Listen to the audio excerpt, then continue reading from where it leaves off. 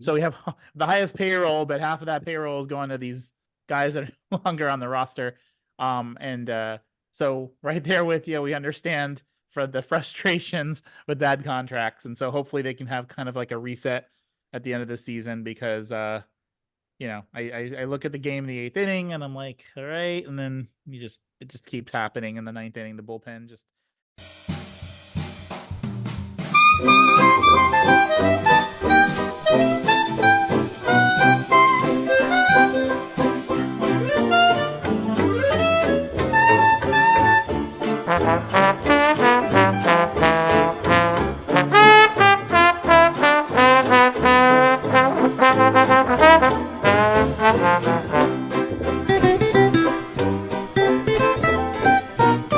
Hello, everyone, and welcome to my favorite part of the week. This is the Around the Ballpark podcast. I am your host, Mike Redman, alongside my brother, Darren Redman. And today we are going to look at the San Diego Padres franchise, and we're going to have some fun baseball banter as well. But we have on Justin David Kish, and we're going to introduce him in just a little bit and where you can find him. But before we do that, Darren, will you have our share a word to our listeners? Attention Palm Bay and everybody else. Got tax troubles? Nashville Tax Solutions has got you covered. Whether you're behind the returns, you're facing a lien, or you just need expert advice, their team is ready to help. Hear what clients have said about Nashville Tax Solutions. No tax problem is a template. Each one is unique. It's different. Do you own, are you a 1099? Do you have a business? Are you married, separated? So many different things happen. And Chris Bennett and his team saved this individual who let me know this from a financial nightmare. They're knowledgeable, clear, and compassionate. So don't let taxes stress you out. Reach out to Nashville Tax Solutions today, even on Sunday. Yes, even on Sunday, we're recording this. Call 615-502-2250, visit Nashville Tax Solutions, or email info@nashvilletaxsolutions.com. Nashville Tax Solutions, where tax problems are alleviated. And yeah, again, thank you, Chris Bennett, Nashville Tax Solutions. I know when we first started out working in 18, 20 years old, we may just have a W-2 and it's just kind of simple. But once you get older, there's all these other oddball things that come up. And it's just nice to have that peace of mind that Chris Bennett and the team at Nashville Tax Solutions have you covered, take that stress away. So Justin David Kish is with us. We are so grateful that you are joining us on our podcast today. We're going to talk some San Diego Padres. But before we do, Justin, if you mind just kind of introducing yourself and where people that are listening can find you. First off, appreciate you guys allowing me to come on, talk some baseball, talk some Padres. I'm very pretty simple to find on social media. I'm on Twitter a whole lot now. I'm also on Instagram, Facebook. Just look up Justin David Kish. Pretty self-explanatory, just how my name is, JUSTIN DAVID KISH, for the proper spelling. And yeah, just, I talk everything sports, football, baseball, basketball, you name it. So I do write for a couple of other media outlets. Fan Buzz is coming up. So make sure you guys go and check that out. Thank you so much for your guys' time. Awesome. Excellent. Yeah. So let's get into the good stuff. Let's talk the 1931 Cubs, shall we? No, let's go ahead and dive in. Why not? Why not? I'm done. That's all I got. So when we look at the San Diego Padres, the first player that comes to mind for me, we actually had on a previous podcast, we had spoke with a representative covering the Miami Marlins, and we talked about the star that they decided they were going to let go and move on to San Diego. And boy, oh boy, can he hit the ball. It seems like every day I'm seeing an article of just him getting on base again and again and again. But Justin, we're talking about Luis, of course, but if you want to just dive into what he brings to your to that ball club, because he is just awesome to watch. I'm just shocked. If I can tell you guys a quick story, I was dating back to the off season. I have a good friend of mine named Tim. He works out in Pennsylvania, doing stuff work for the Phillies. I was sitting there talking to him, and the Miami Marlins are in a huge influx from the whole situation with Kim, basically phasing her out. The whole Miami Marlins franchise is just imploding, and I'm just like, why not a Luis Ariz comes to the Padres? But the question is, what do we have to give up to get him? The Padres are in a situation to where the Xander Bogaerts deal is not working out, and then all of a sudden he goes on the IR and or injured list. I'm still in that football frame of mind a little because I just got done doing the football show. So he goes on the injured list, and then boom, I'm sitting front row, Diamondbacks game. I'm based here out of Arizona. Luis Ariz goes to the Padres. I'm like, this guy is going to elevate this batting lineup to the next level, and he has done everything, and then more. Getting on base, getting the Padres to able to compete, getting the runs across. I was super excited when he first came in here, but he brings so many. But the only thing was when he first came is where are you going to place him? Hitting is going to be there, back to back. Batting champion, on pace for the third time. Hopefully this injury today from the Royals game because he had to leave early doesn't affect long term. But where do you place him? Starting off, it was designated hitter. They put him at second base for the last couple of games, and now he's playing first a lot, moving Cronenworth over to second. Just a lot of flexibility. I feel like he will fit more at home between, designated, hitter because, you don't have to play the field. He's not the best fielder, so that is kind of like that concern. But it seems pretty good. If he needs to be playing in the field, you're gonna post him over at first. On the occasional second base as well. So you get a whole lot from him. It takes it to that next step for him, for the team. Definitely. And, they're right now they're sitting 6 games back going into today. I mean, a date of recording is June 2nd. But as of start of the day, they were 6 back of the Dodgers. We all know the Dodgers probably going to fall apart first round of the playoffs. Love you, Dodgers, but so one thing we've said on this podcast many times before, it's just about getting in, and it doesn't matter how many games back. I mean, Padres can catch the Dodgers for all we know. Doesn't matter how many games back. If they're in it, they're a team that can go far. Because if you look at another guy I want to bring up is Manny Machado. You look at his stats for the season, and it's like, are you gonna be the Manny Machado that we know and love? So you always look at that there. If you have a team, sometimes like, oh, who can we get at the deadline? Well, it doesn't always have to be that. It can be a guy that you already have that is just underperforming.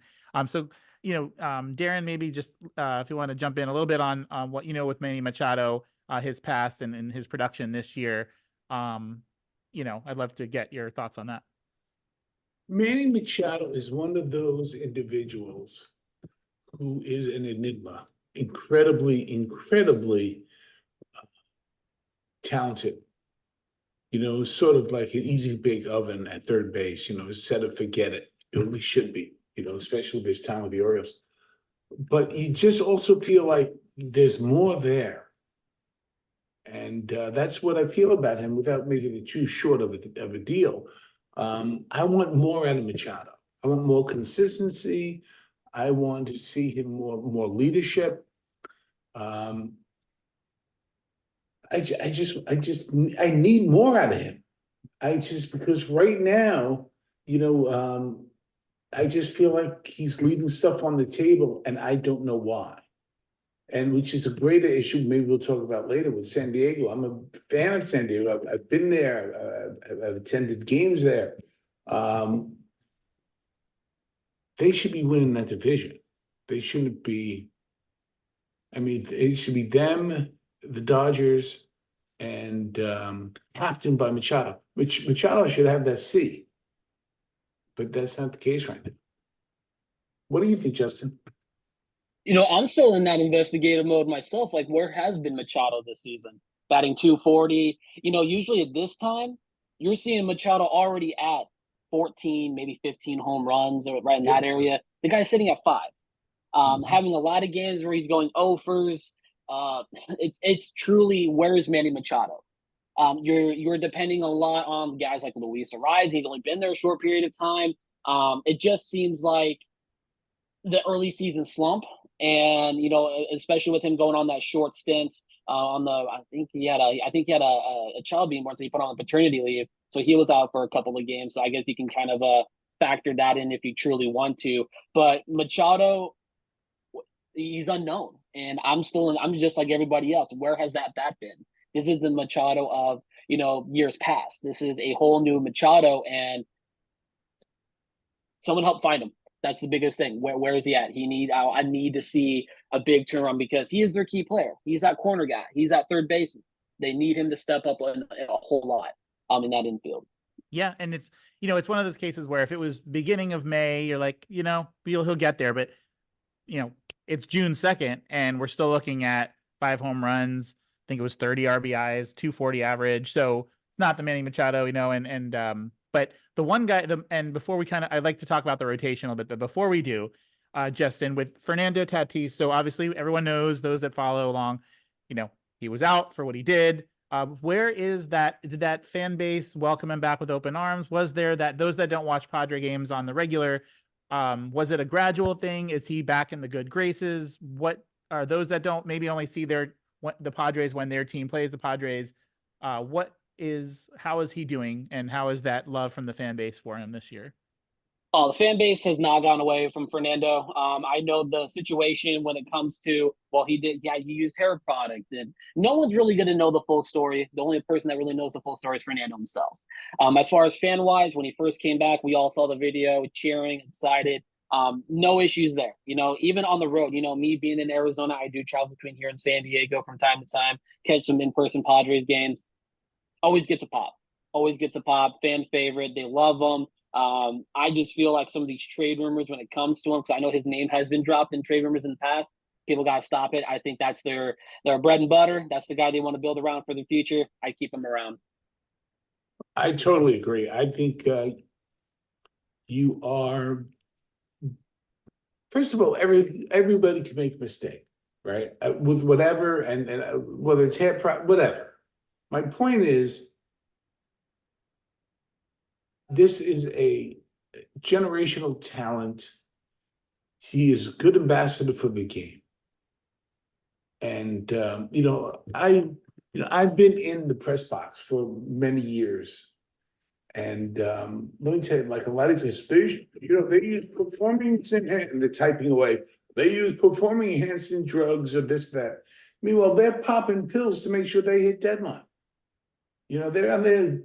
Not everybody. I heard. Okay, how's that? They themselves. Those who don't. Who never sinned throw the first stone. Right.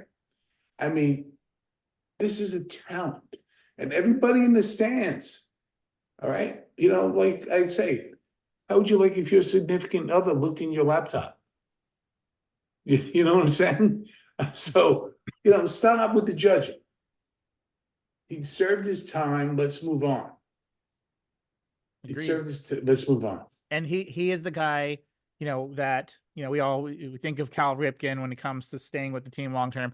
Like Joey Votto is the one guy comes to mind. Like, it's a travesty that he couldn't finish out his career in some capacity. I'm sure he would have been willing to do any role for that team, and to see him have to come back, and his videos were funny and humorous. Don't get me wrong. And unfortunately, he got hurt in his one spring training at bat. But Fernando's a guy that needs to be locked up long term, especially when you have teams like the Atlanta Braves that are locking up everybody under the age of 27 years old for like 8 years. He's the guy that needs to be there long term. So getting into the rotation, what is going on, Justin, with so this team is still definitely in the hunt, but I feel like what is going on with Joe Musgrove right now? Everything's down. His ERA is high. Strikeouts are down. Is it just one of those years, or do you feel like this is on the decline, or what do you feel like is wrong right now with him? By the looks of the picture, if you guys are seeing this is where I'm at with the rotation. This has just been a reoccurring theme for not just Joe Musgrove. This has been the same thing that's been going on with Yu Darvish. This is a Padres team. Let me just clear the air on this. The Padres are a team that's loaded with bad contracts. I did not like the contract for Yu Darvish, giving him, 3-4 year deal, and he's already at 37. This could potentially be his last contract, but Darvish is still a good player. Joe Musgrove, this isn't Joe Musgrove of years past. The Padres got the best of him in his early years with the Padres. Nowadays, it's just he's starting to become an injury liability. He's starting to his move of his fastball. A lot of stuff has regressed on the side of Joe Musgrove, and just statistics speak for itself. Injuries has just been the ultimate killer. Yesterday, There was a lot of concern as to, is it an extra day of rest? Who's going down? Boom. Darvish and Musgrove both go on to the injured list. I think for Darvish, it's like a groin strain. And I think for Musgrove, I think has something to do with his shoulder or something like that. So back on he goes. And now they're bringing up Randy Velasquez. They got in that trade with the Yankees. And come to say it, guys, I mean, I'm going to be honest with you, that this Yankees Padres trade that sent Juan Soto to the Yankees, it's completely one-sided. I was not a big fan of what they got in return. They could have gotten a whole lot more, even if it was from another team. I mean, they got Drew Thorpe. They traded Drew Thorpe for Dylan Cease, and thank God that Dylan Cease is starting to come around for the Padres when they needed him the most. Easily the best pitcher in their rotation right now. Michael King, that trade has been, it's just won 25%, and King's at 25%. King has been phenomenal, an excellent middle of the rotation kind of a guy. Matt Waldron's their knuckleballer. The only problem with Waldron that I have is just that knuckleball is not consistent in the strike zone. It's a little bit catawampus everywhere. It's going everywhere. It's getting past the catcher. We saw that in that Brave series. It's a huge tragedy on where we're at, because this is a team that finally got over that 500 kind of threshold. They're sitting about 2 games above 500, and they could have built on it. And going into their bullpen, Stephen Kolek over the weekend, got a lot of heat. What was it? 5 or 6 runs in the ninth inning, and then all of a sudden you had to turn it over to Suarez. You can't blow Suarez out. You can't have him coming all the time, but that's what the Padres had to do in order to close this game out, because the Royals were, had guys on base, and they needed to pull this out as soon as they can. And Kolek didn't get the job done. And then today it was Yuki Matsui, blowing the game. Matsui gave up 3 runs. So this was not – it was a positive series for hitting-wise, because we got the runs. What was it, 11 runs in the first game, had a phenomenal game last night. The hitting was kind of off and on today. Arise is injured, so they're leaving Kansas City a little battered and injured. But, you saw a lot of good praise from what we saw in this series. But the bullpen is still that big course of concern. The rotation, I'm kind of interested to see what route they're going to be doing, because we have that upcoming series against Anaheim, or I still call them the Anaheim Angels. They're not in LA, they're in Anaheim. Thank you. So yes, you're right. 100%. Yeah, so they're thinking about bringing up a minor league prospect from AAA that remains unknown. So it's just an overall nightmare in that rotation, because just injuries is plaguing them. And a lot of these guys are getting older now. And the thing with Musgrove is you just do not know what his status is going to be for the year, because they're saying that, it could be, season ending. It could not be. So, hopefully you get him back. I think if you have to shut him down and have him bring him back after the All-Star break, that's understandable. Yeah. And, you talked about bad contracts. Darren and myself, are Met fans. And so a lot of gray hairs from that. But so there's so many contracts. We're paying so many people that are not on the team, from your Bobby Bonillas to you. I think I saw an article yesterday. We're paying $20 million a year, or $20 million this season for James McCann and Omar Narvaez, the backup catcher who just got designated for assignment. I believe we're still paying for both pitchers. What's it called? Scherzer, I believe, and Scherzer and Verlander. And Verlander, correct? Yeah. Mm-hmm. So we have the highest payroll, but half of that payroll is going to these guys that are no longer on the roster. So right there with you, we understand for the frustrations with bad contracts, and so hopefully they can have kind of like a reset at the end of the season, because I look at the game in the 8th inning and I'm like, all right, and then it just keeps happening in the 9th inning. The bullpen and that seems to be a lot of teams. Kansas City's going through that right now. They're surprised a lot of people, but this week they got exposed. Their bullpen, they finished 1-6 this week. Bullpen fell apart, and now all of a sudden they're brought back down to earth a little bit.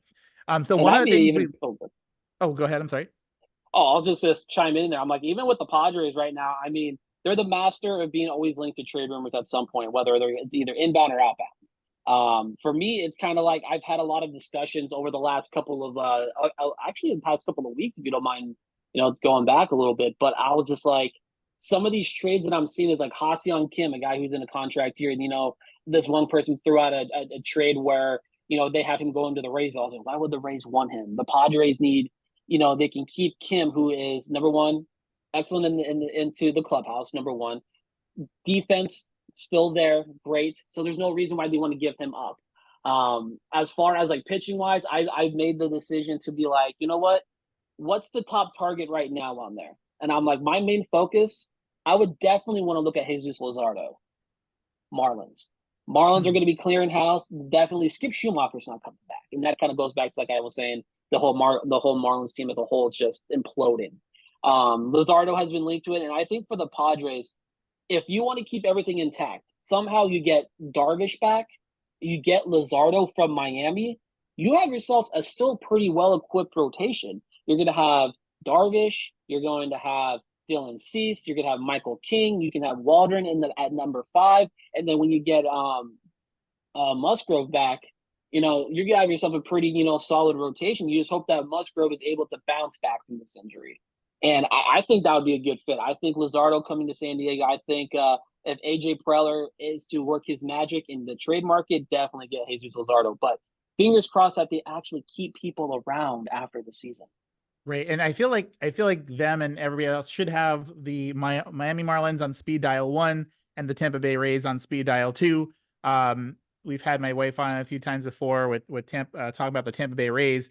But they're a team that just the pitching grows on trees. And they just had to send down Tyler Alexander. He's had a rough 2 starts, but this is a guy that took a perfect game into the bottom of the 8th inning with 2 outs. And now 2 games later, he's sent down. They keep and they've got a 5-man rotation sending Tyler Alexander down, but they've got Drew Rasmussen and Shane Baz and Jeffrey Springs about to come back. They have an abundance of pitching. So if I'm San Diego, I'd be calling Miami, and then if I can't get the guy I want, I'd be calling Tampa Bay because they're loaded in that regard. And then Oakland usually has some guys there as well. Maybe them on speed dial 3. I don't know. But and the Mets on speed dial because they will be selling. Yeah, they will be selling for sure. And then we'll be paying for everybody that we lose. So anyway, yep. But and before we talk about, I want to just have a fun little Mount Rushmore debate about for Padres. But we had Ben Wheel on a while back. He is at Benny Bang Bang that on social media for those that know who, and he had gotten the opportunity. He's the one that collects different baseballs, specialty balls, has visited every single major league stadium from NFL, NHL, NBA, and Major League Baseball. He actually is accomplished visiting each one of them. And he got to go to the Sol Series this year. And one of the debates we had on the show early on was not just how awesome an experience that was, but we understood it, but the placement, and just like to get your thoughts as a Padres fan, your thoughts on the placement of that series in the middle of spring training to come back to play more spring training games. We get it. You're not going to go, but what was your thoughts when you initially saw that on the schedule? I like those international series because it actually expands baseball to other countries and everything like that. I'm a big advocate to expanding sports, nationwide, whether it's baseball, football, basketball, especially, being a big football guy. I love seeing like football and playing in Europe. I support the CFL, I support everything. I think in all, when it goes over to Saul, I loved it. It was a little bit interesting because, it was the start of the regular season early. I think they had like a week off before they actually began they kept up with the major league schedule. It was exciting. It's just the Padres lost that one game, I think, on a ground ball went through the glove, their Cronenworth's glove. That was a heartbreaker on opening day on that day. So, but I loved it. I think I think baseball should start doing some more of that stuff, or even, doing it, throughout the season, have a series or two, spread across, because we have so much, time here in the States. Why not open this up? I know the Red Sox and Yankees went overseas to the United Kingdom for a series. That game ended up being 8 hours long. Thank God for these new rules. I'm a big fan of it. I think they should look into other countries as well, and they just expand on that. I think that's perfect. Yeah, and I'd love to even see other countries. Amen to that. I'd love to even see some of these states that are like sitting there. Obviously, they need to have a place to play, but like there's some major the state of Virginia, Nebraska, Arkansas. There's plenty of places. Just I'd love to see a game there. Now, when I say that, I do not want to see any of these games on Apple TV on a Friday night because the commentators on those games are just oof. Just they don't get it. They don't get it. They don't get it all. So let's before we have some fun baseball banter, let's just quickly go over the Mount Rushmore. I'll go first, and then Darren, and then we'll end with you, Justin, just because you have a little bit more background with the Padres. So maybe the obvious choices, but don't want to reinvent the wheel if you don't have to. But I'd love to just kind of have a debate on who you would include, exclude, that sort of thing. So for the Padres, my Mount Rushmore, I have Trevor Hoffman, I have Dave Winfield, I have Tony Gwynn, and I have Jake Peavy. So Darren, thoughts on that? Can't go wrong with any of them. You can't go wrong with that choice. For myself, I have the same list, except I would drop Peavy, and I would add either Gossage or Templeton. And neither one was a great Padre, but they were a name Padre. Gossage, even though he gave up that big home run to Kirk Gibson, I mean, that team does not get enough credit. Dick Williams, Greg Nettles, Rich Gossage, Steve Garvey with such a clutch hit. I mean, that was a great team. So much fun to watch. And Gary Templeton, who was traded for Ozzie Smith, he was like the first player after Nate Colbert, because I'm older than the both of you combined, probably. They're like, that's something. And Dave Winfield is a Padre. I don't care that he won his World Series with the Blue Jays and the Twins he played for and the Yankees. He will forever be a Padre. Tony Gwynn, we just love. It's a shame that he was taken from us too soon. And I love you repping, by the way, the old school Ray Kroc, unis with that hat. Yes. And by the way, just real quick, what we talked about last time, because I know we're getting late. Today, the two teams that I would put into, to your point, Justin, for me, I would put a team back in Montreal. I'd put a team Mexico City. I would love it. I would love that because it is expand the game. Let's go. Yeah, I was a huge advocate for a team up in Montreal. To be honest with you, I think the Expos should return, even if it's not under the Expos name. There should be another team up in Toronto, or not Toronto, up in Canada, most definitely. But circling back to my Mount Rushmore, I agree 1,000%. Those are some key guys. But if I had to kind of like pull one guy out, obviously it would have to be Jake Peavy. Definitely Jake Peavy. If I had to pull him out, you have yourself a nice little candidacy of other players who can be put in there. Ken Caminetti. Ken can be put in there. Yes. Big piece of their 98 pennant season. I think he was a Silver Slugger, 3-time Gold Glove winner, and Ken could be put in there. Another personal guy who I love, my all-time, this is the guy who got me into baseball. A lot of people may not know who he is, but he is probably one of the most underrated baseball players in all of baseball, Brian Giles. My all-time favorite. Yeah, wonderful player. Wonderful player. Yeah. Exactly. So I mean, and looking at his time in San Diego, I mean, if I was doing a little bit of research, batted 279, career total there, very solid. Had his prime years, of course, was away from the Padres, but even when he came over, look at everything that he contributed with that team. The only downfall is that the Padres don't really associate with him is because of his off the field situation with his wife. That's the biggest issue as to what it was. Some other guys you can even put in there. I mean, Andy Baines is in there. Adrian Gonzalez, always got to show love to the Gonzo there. I mean, there's just so many. But you know what? For Jake Peavy, for what how big of a role that he had in that rotation, the ace of baseball for the Padres during his run there. I'm glad that he was finally one of those San Diego athletes to finally win the big one. When you go back to the times in San Diego with the Chargers, being a big time Chargers fan. Phillip Rivers never won one. Rivers never won one with Indianapolis. LaDainian Tomlinson never won one with the Chargers. Never won one with the Jets. Jake Peavy leaves San Diego, part of the 13 Boston Red Sox team. 2014 was San Francisco. I was there. Boom. won the World Series. They're a two-time World Series champion, Jake Peavy, and he deserves that.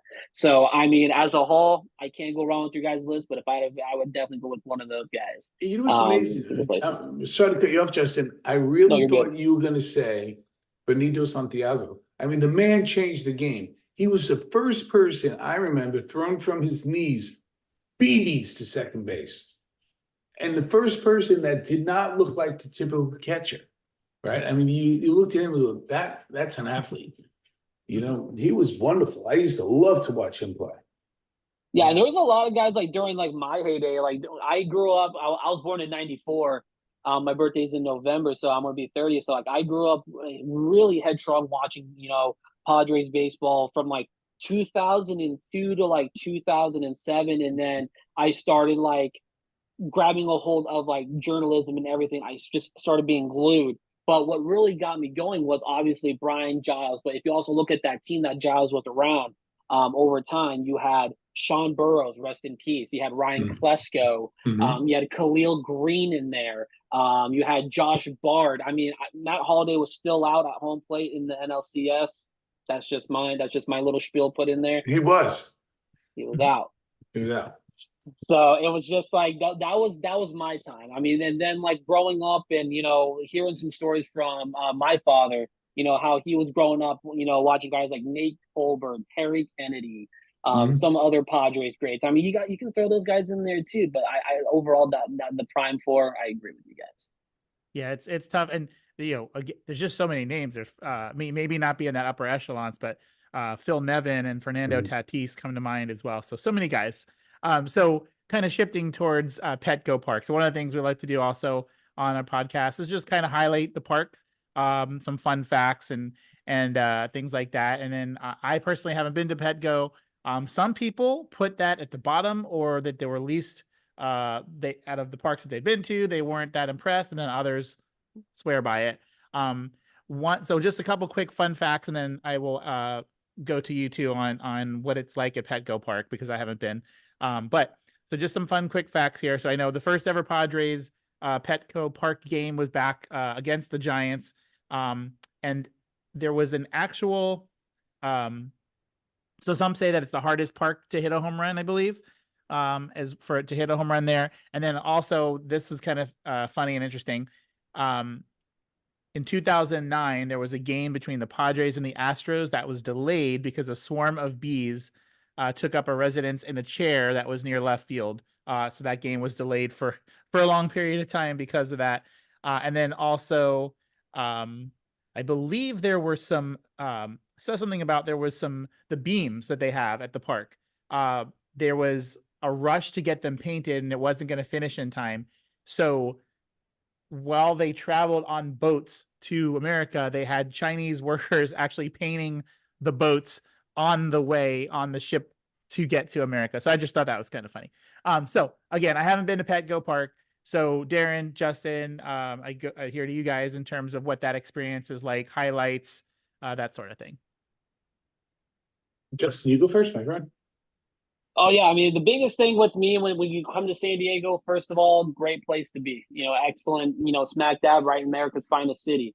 When you first get there, to me, I always got to take a look at that building out, the Western Metal Supply Company building. I tried sitting over there. It is very very hard for me to get a seat, or at least near that thing, because it's always sold out in the bleachers every time that I tend to go to San Diego on a weekend series. So just an overall beautiful city, pet friendly too. I know nowadays they're actually enhancing it. Like they're looking at more as like a concert venue. I know a lot of stadiums hold concerts, but they're trying to make it like a big establishment. Like every week they can have like some sort of band playing at Petco Park, and they just done so many good things. They took out the center field. I think it was like where the dogs used to like run around. You could bring your dogs down there.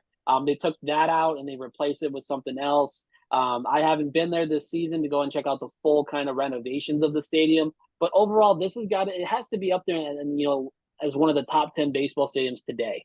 I think if people who are bad, downing it, I have to politely disagree with that. I think it's one of the more beautiful ballparks in there. I still have the Pirate Stadium, PNC Park, as the top echelon baseball stadium.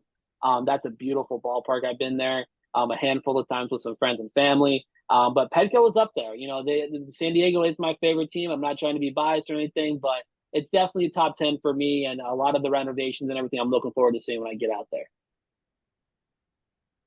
So here's my view of there. And shame on me, Justin. What is that area called that where the park is? That whole area, it's just restaurants, and I just love where it is. It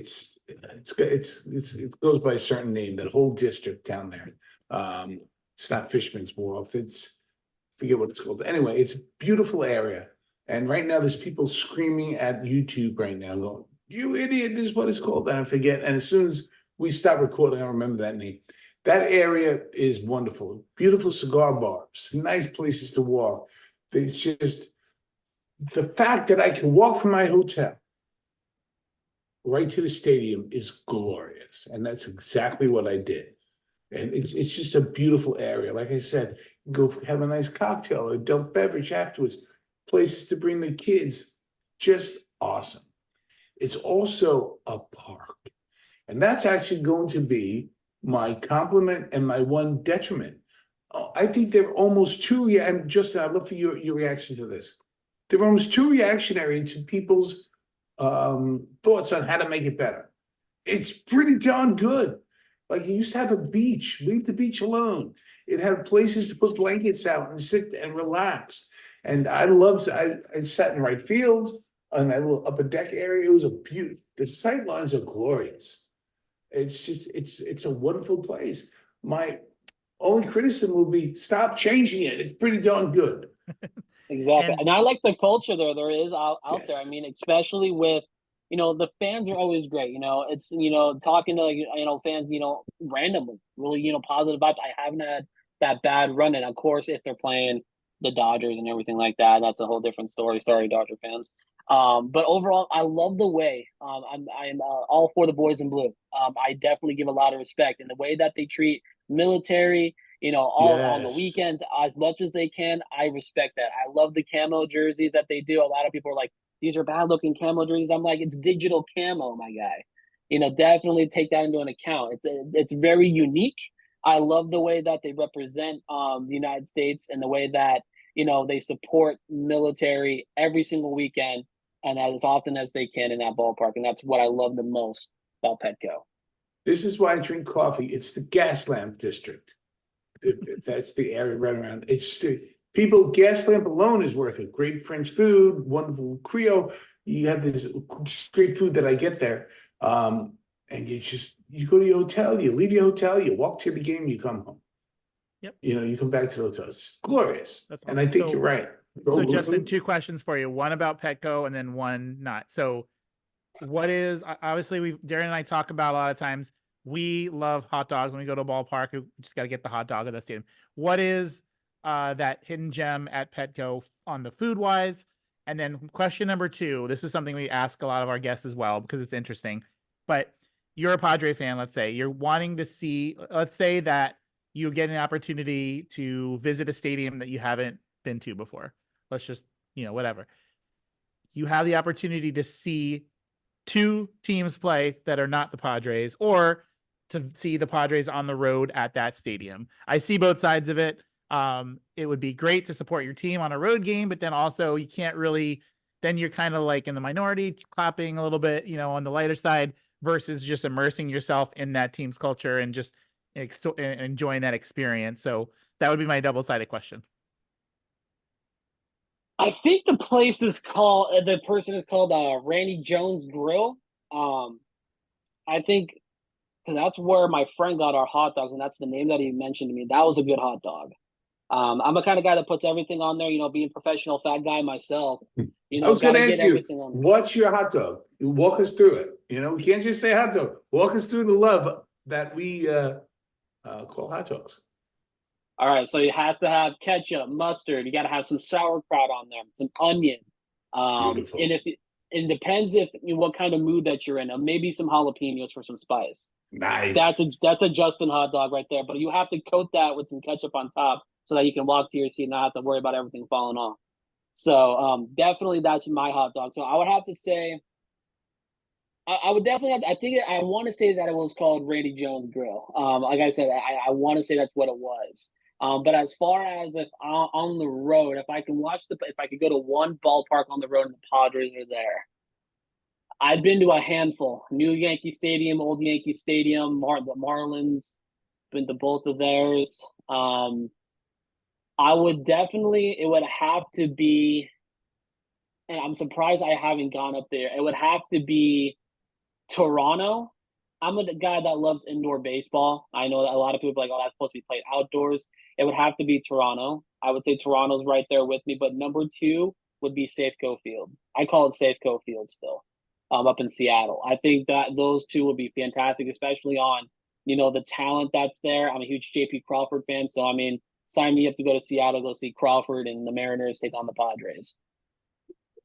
All right, because I love tangents, right? Because let's go down that rabbit hole for a second.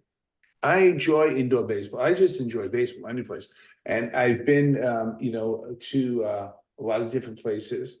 I was at Bank One Ballpark, it's called, to see a game. That's my ballpark that disappointed me. It's okay, but from the outside, and tell me if I'm wrong, I felt like I was just moving into like an airplane hangar. You know, there needs to be some more stuff around there. You have the little science museum, right? Just I want more stuff. Like I mentioned, Gaslamp District. It's a lot to do. Where the Diamondbacks play is like, okay, go to the game, go home. Right. And I go there a whole lot. I'm actually going up there on Tuesday for the Giants series. I'm going to be catching that game on Tuesday. And you're 100% right. I see a lot of people backlashing the Diamondback Stadium. There's really not a whole lot there. The scoreboard is fantastic, I guess, if you want to put something great, if you want to say something positive about it. Downtown Phoenix is always under construction. I mean, yes, the basketball stadium gets more positive reviews than it is, and they're also trying to move. There's a lot of move in Scottsdale. Scottsdale, since the Coyotes left, they have their lease moving up with all these other like minor sports teams, like the Rattlers are moving into there.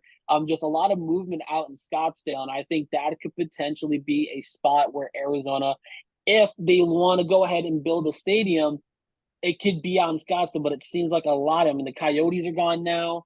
I just hope that the Diamondbacks are not going to be one of those teams that they move up to Canada if they bring back a second team up in Canada. Agreed. I want a new team up there. Don't take anybody else's team. Stop. Yeah. We got to stop that nonsense. If there are any listeners, you mentioned Montreal. Let me go outside the box for a second. I am a avid WWE fan. Always have been. Always will.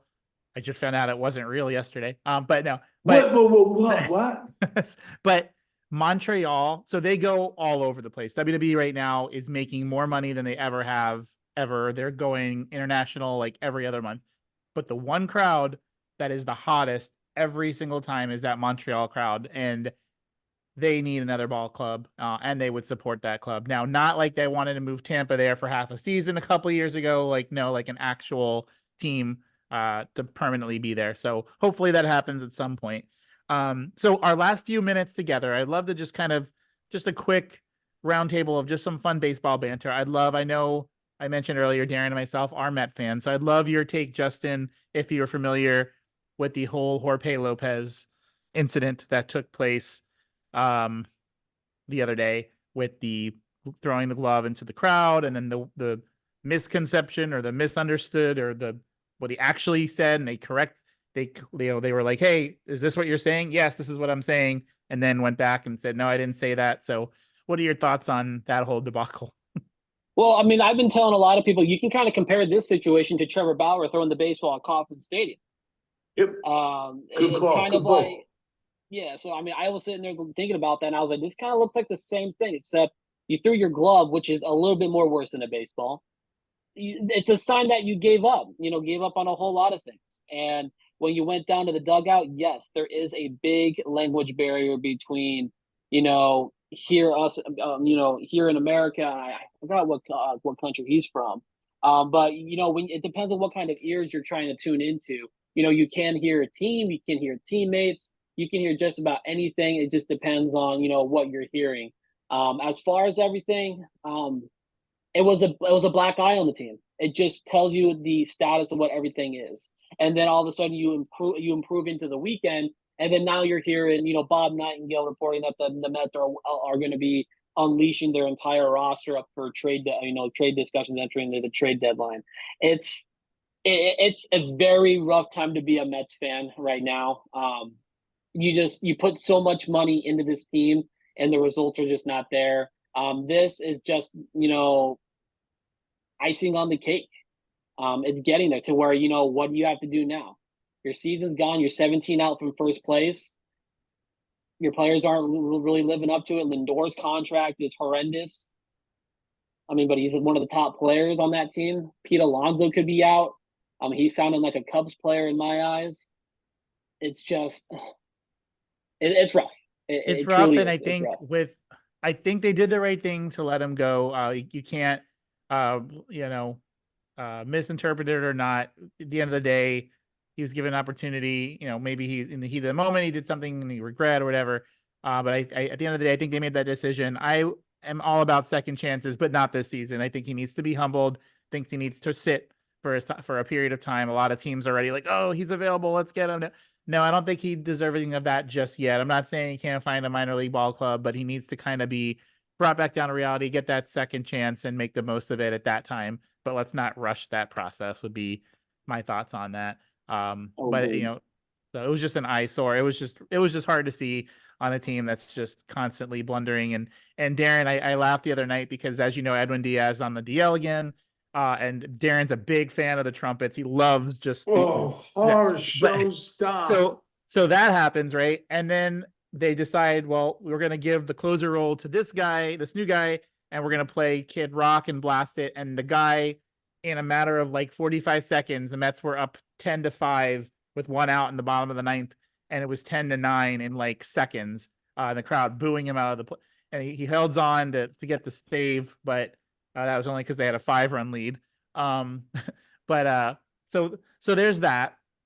Another thing I'd love to get your guys' opinion on, Darren, I'll start with you as we start to wrap up here, is the instant replay in terms of how that whole process goes. So you have, the call, probably won't need to utilize it as much anymore that Angel Hernandez is retired, but we still have a lot of calls being challenged. And it seems like it's taking longer and longer to make that decision. It's just, I get they're trying to get it correct, which is great. And they're trying to speed up the game, which is great. But it's a lot of just awkwardness. It's taking such a long time a lot of these times, because I get it. If even if there's a chance, if it's not clear, then they can't overturn the call. But I've seen at least 3 calls this season that you can clearly see it should have went one way and it didn't. And the commentators were just blown away. So Darren, I'll start with you. That whole process of instant replay, and not so much are you for it against it, but more on the how is it working or not working? It needs to get streamlined, and I don't know exactly what that means, except it's like the judge who once said, "I can't define pornography, but I know what it is when I see it." And for example, when you have that infield fly nonsense that happened, and it was supposedly an obstruction, the game ends on something like that, you can't review that. But yet you can take 48 days and 2 shaves to, figure out something else. The system is broken. The system, they have bloodied the game that we all love. They've added some good things. Like, for example, my heart, and I'm not talking metaphorically, I mean this, is so full of joy that the Negro League statistics have been added to baseball. I know I went on another tangent, but that is just because that should have happened years ago, with a nice scholarly approach to make sure that we're able to check on those stats that made sense. And once we put the Negro League players, as they should have, in the Hall of Fame, this should have happened a couple of years ago. I'm glad that it's done. Baseball is still doing a lot of good things. I love the international approach, but they got to get the umpiring right. It's a shambles. It's the whole Angel Hernandez thing is a black mark on the sport. It's been an embarrassment. but it can be fixed. It can be fixed and needs to be, because when you can't tell me what catcher's interference is, when you can't tell me exactly what it means to be sliding into second base to break up a double play and don't know what that is, when you can't tell me rules anymore, instant replay doesn't help me, because we're looking at two different things. What do you think, Justin? Hammer on the nail 100%. For me, it's like I follow a lot of, like, I'm a huge prospects guy, so I do attend a lot of the Arizona Fall League games out here. And what one thing that they started to really start to do at these Fall League games is the batter can challenge a ball or a called strike, and they'll go ahead and take a look at on the big screen on where the placement of that pitch was. I think that's something that they should start, implementing into Major League Baseball, but in a necessary situation. I see, like, they start to abuse that every single pitch. That's not baseball. They're just arguing balls and strikes in a non-anger way. So I think they should take a look at that, in a necessary situation, if they can challenge it, maybe one pitch and then at bat, and just experiment with that stuff during the fall league, because that's what the fall league is there to do. You can, implement some new rules. Exactly. Get these prospects a huge, rise up, get more batting time, work on your mechanics during the fall league. I love it. I think it's a fantastic thing that they do, and they can also work on the new rules and use that as like a tryout for these things and see how it goes from there. Glad that Angel, decided to hang him up. Years, far too long. It had to be done sooner. I just think he's probably done with all the backlash that he's been getting, because he's had so many bad games, and it's just it's finally, when is enough is enough. Enough is enough, and it's time for a change, as the late great Owen Hart would say. Yes. So I am definitely excited to see, Angel gone in a more professional manner, but hopefully that there could be some experimenting with, with what I said on that. The Negro Leagues being a part of the MLB statistics, fantastic. Loved it. Should have been done decades ago. I'm a big fan. I'm actually reading up on it, and it's also fun to be playing some MLB The Show to take over some situations in there. So that's always great that they're now implementing that in there. I love it. I'm now starting to really like track back and read baseball history, and that's definitely right up there. I mean, I'm a huge Jackie Robinson fan. So I'm really want to go ahead and start, nailing down some, stories and what he has been, been going through, and, hopefully grow from there and expand my baseball knowledge. Hey, may I ask one question before we go? Mike, we got time for that? One question? Because it's not baseball related, but it's for Justin, because you mentioned that you are a Chargers fan. Live in Arizona, but you're a Chargers fan. And again, going old school, Air Coryell, Don Fouts. This team does not belong in LA. Get them out of LA, even though that's where they started. I'm sorry. How are you feeling about all that? And how are you feeling about your Chargers this year? I'm feeling happy. I'm very excited. A lot of people are very disappointed in the way that they're addressing Justin Herbert with what receiver is he throwing into. It is a process. You got to trust the process. I was not a big fan of Joe Alt, but thinking about it now, I am actually a big fan, because you're going to have Slater on one side, Alt on the other. You're going to have Zion there at left guard. It's going to be hell on the left side of the ball when you're an opposing defense, because you got to go through Zion Johnson, you got to go through Rashawn Slater. Then on the right side, you got Joe Alt and potentially Trey Pipkins at right guard. So I'm very excited. I'm very big on Brendan Rice and Ladd McConkey going in there. As far as like everything when they're moved, I would love to see them in San Diego. But you know what? At the end of the day, I'm a Charger. I can be a San Antonio Charger. I can be a Seattle Charger. I can be a Frankfurt Charger. I can be an Australian Charger. It doesn't matter where that team goes. I'm a Charger. I stand to my roots.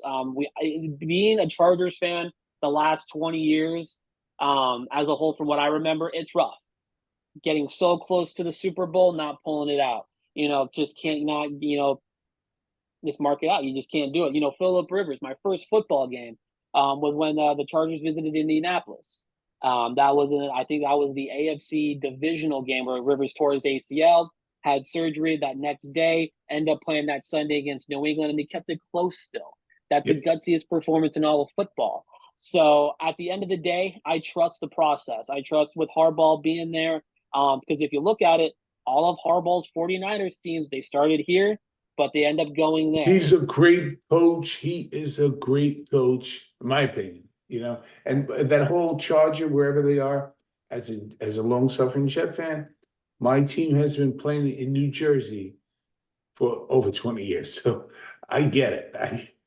I get it. That's all I'll say. Right. That's awesome. Well, thank you, Justin, we can continue going on, but we are out of time. But thank you, Justin, for coming on. Appreciate it. Again, just shout out. It's at Justin David Kish on X, is what it's still called as of now. But shout out for over 8,000 followers. That's awesome on there. Thank you. I thoroughly enjoyed our conversation, and hopefully, for your sake, San Diego finds a way in at the end of this season. And boo Dodgers. Darren, any last words? No, you said it perfectly. Said it perfectly.